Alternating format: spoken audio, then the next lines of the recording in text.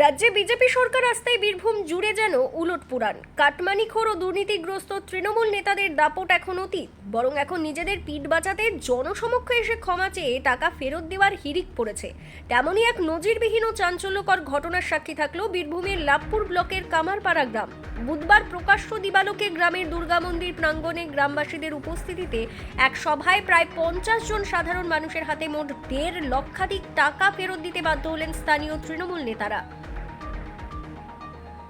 টাকা ফেরত দেওয়া দুর্নীতিগ্রস্ত নেতাদের তালিকায় রয়েছেন স্বয়ং তৃণমূলের বুথ সভাপতি সুশান্ত পাল এবং তৃণমূল নেতা গৌতম দাস সহ আরও বেশ কয়েকজন।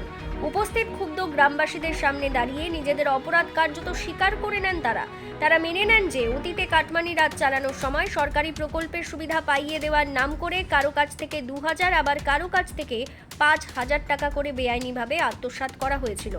অভিযোগ মূলত গরিব মানুষের মাথার ছাদ আবাস যোজনা থেকে শুরু করে রাজ্য সরকারের বিভিন্ন জনকল্যাণমুখী সামাজিক পরিষেবা পাইয়ে দেওয়ার নাম করে এই তৃণমূল নেতারা দীর্ঘদিন ধরে সাধারণ মানুষের ওপর শোষণ চালাচ্ছিলেন।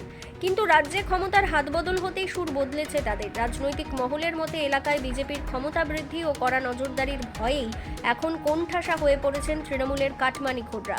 আর সেই কারণেই নিজেদের অপরাধের প্রায়শ্চিত্ত করতে এক প্রকার বাধ্য হয়ে দুর্নীতির 1.5 লাখ টাকা সসম্মানে গ্রামবাসীদের হাতে তুলে দিলেন তারা।